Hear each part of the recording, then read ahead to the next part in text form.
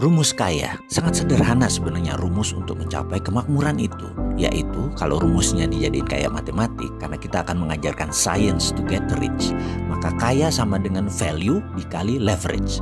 Value adalah nilai kita, nilai orang terhadap diri kita, label orang terhadap kita.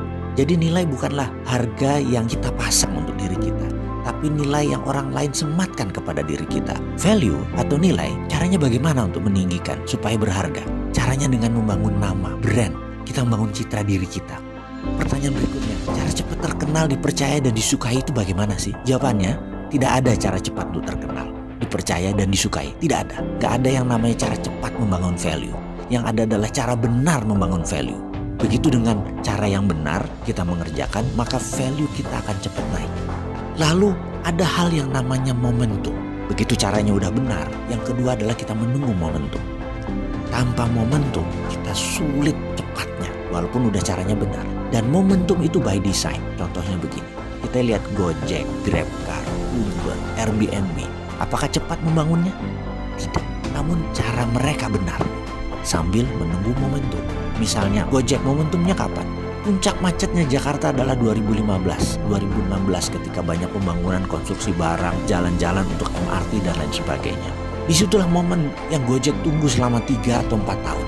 Begitu hal itu terjadi, Gojek meledak, sukses. Tanya Nadiem Makarim sebagai founder Gojek. Mereka menunggu momentum dan mereka tahu momentum itu akan datang.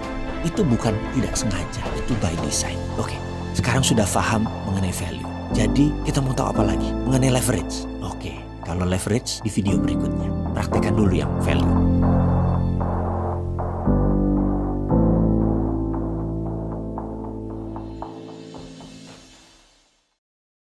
Rumus kaya sangat sederhana sebenarnya rumus untuk mencapai kemakmuran itu, yaitu kalau rumusnya dijadiin kayak matematik karena kita akan mengajarkan science to get rich, maka kaya sama dengan value dikali leverage. Value adalah nilai kita, nilai orang terhadap diri kita, label orang terhadap kita. Jadi nilai bukanlah harga yang kita pasang untuk diri kita, tapi nilai yang orang lain sematkan kepada diri kita. Value atau nilai, caranya bagaimana untuk meninggikan supaya berharga? Caranya dengan membangun nama, brand. Kita membangun citra diri kita.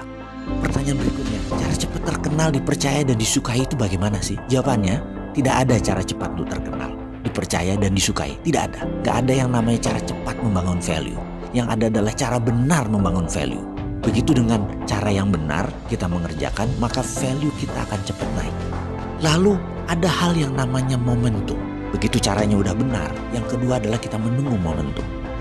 Tanpa momentum kita sulit cepatnya walaupun udah caranya benar. Dan momentum itu by design. Contohnya begini, kita lihat Gojek, GrabCar, Uber, Airbnb.